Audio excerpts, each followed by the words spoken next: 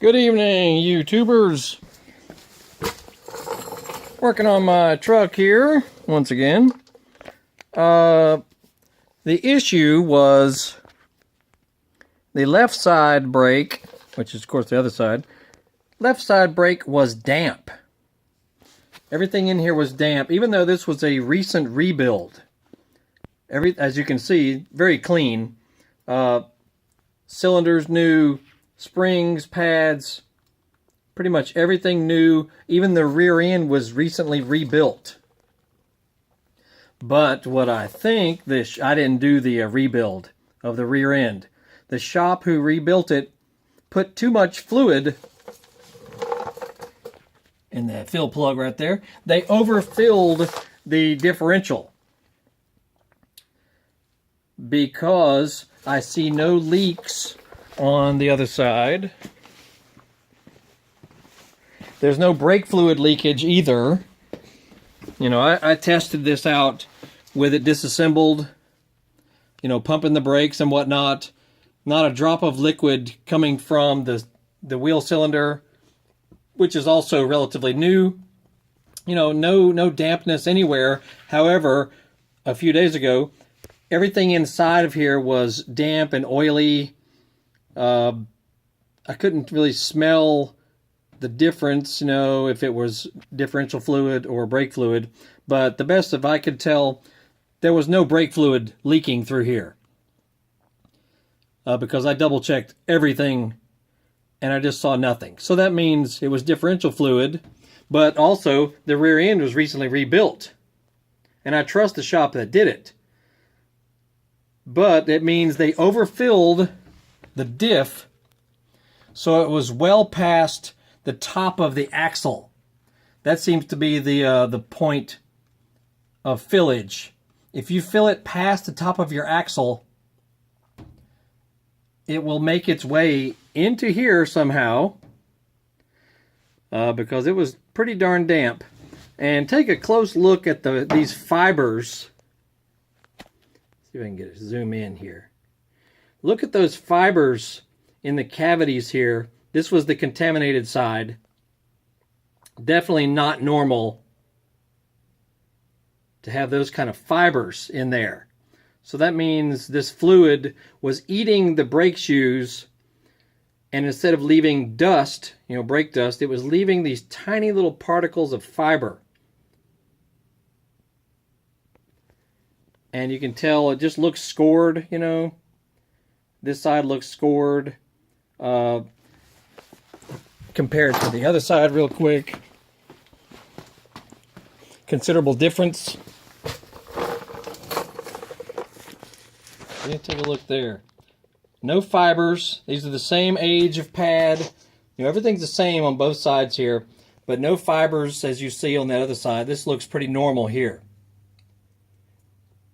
So yeah, I'm going to replace the shoes, and since you can get them so inexpensive, I'm going to go ahead and replace the drums as well, just for the sake of it. Even though they spec out, you know, in measurement, I'm going to go ahead and swap them out, because you can get this complete set. Drums, shoes, everything for less than $100, even at the local auto parts store. Anywho, the first indication of a problem was the right side brake was getting very hot after driving. So hot that you could barely touch the drum, you know, without burning your finger. But nothing was dragging.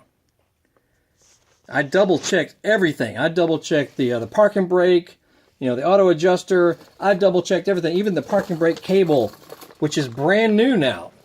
Now this was going on before I replaced that parking brake cable. You'll see that in other videos. But the right side drum was getting extremely hot compared to the left side. So that told me that, okay, something was obviously different. So when I removed that drum, saw all that damp oil and whatnot, I did some reading online, and someone recommended to check the level of your differential fluid. And sure enough, it was too high.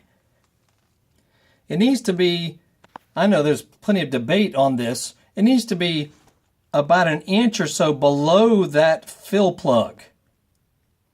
So you can check that just by reaching your finger in there.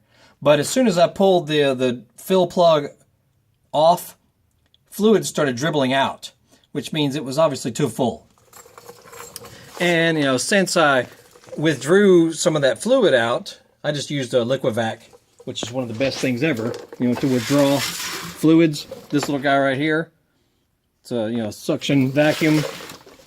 Worked awesome. I just withdrew enough fluid out to put it down about an inch below that fill plug.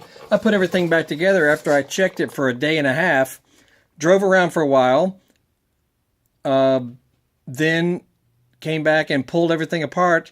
The left side was completely dry. So that's a good sign, in my opinion. So I'm just going to go ahead and swap out pads, drums, and I should be good to go. Anyway, so if you're having issues with one side of your brakes getting very hot compared to the other side, that means something is going on inside that other, the non-offending one, or the one that's not getting hot, obviously. You know, so if you see all kinds of liquid, petroleum liquid inside there and all that, that means something is leaking.